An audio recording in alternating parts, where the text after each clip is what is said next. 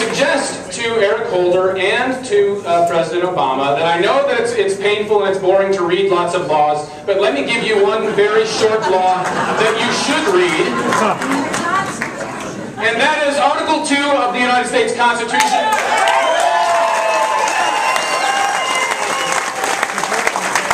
Specifically the provision that says the President shall take care that the laws are faithfully executed.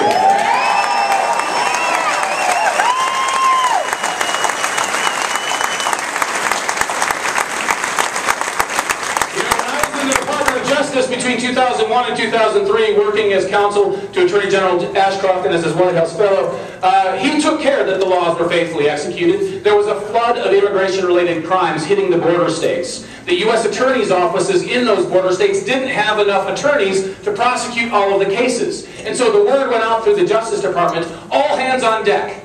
We want attorneys who are willing to help those other states to prosecute cases coming out of Arizona, coming out of Texas, New Mexico, and California. I indeed myself took one of those cases to the Ninth Circuit U.S. Court of Appeals, which I won, by the way.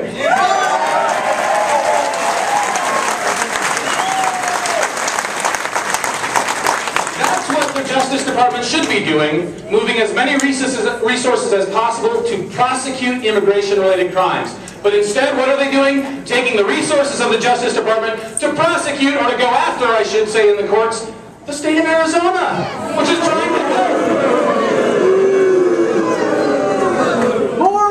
Why in the world, well put, why in the world are they doing this? They don't have any need to even bring the lawsuit. There were already 5 civil suits filed. You only needed 1 to get the issue in front of the court. But Eric Holder, in his great wisdom, decided, or maybe it was Barack Obama in his wisdom who really made the decision, that the Justice Department would spend your taxpayer dollars going after the state of Arizona. How does that feel?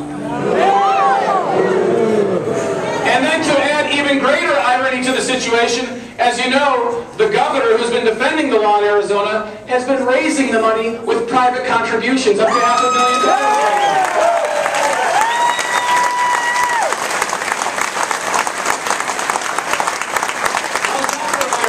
The side that's defending the law is doing it with private dollars. The side that wants to break down the rule of law is doing it with taxpayer dollars. All right, one more point about these lawsuits. If you look at what the Justice Department is doing right now, and put it in contrast to what they're doing in the new Black Panther Party case, that case is, I'm not going to talk about it, but that case was a slam dunk. The defendants had already effectively admitted their guilt, and the Justice Department dropped it.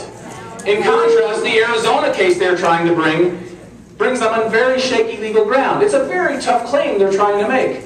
So you have the Justice Department not deciding on the strength of the legal argument. That's how they're supposed to be. That was one of the most important codes of ethics in the Justice Department. You can have political decisions about whom to appoint to this and that. You can have political decisions about certain programs. But when it comes to cases, when you decide who gets criminally prosecuted, which civil suits are filed, politics have to be out the door. It's all about the strength of the legal argument. Yes.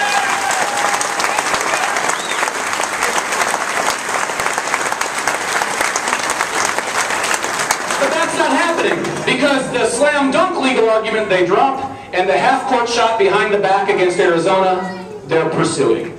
That says politics are at work, and that is wrong.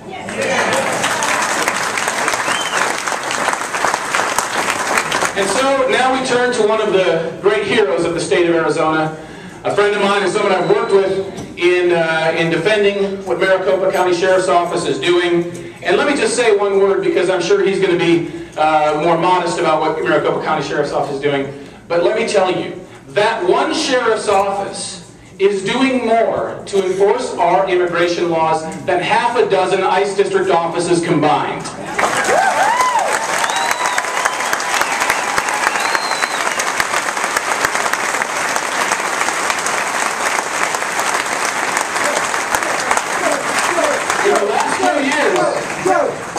You'll get the chance, Joe, in just a minute. In the last few years, the Maricopa County Sheriff's Office has arrested and either prosecuted and or transferred to federal custody 35,000 illegal aliens.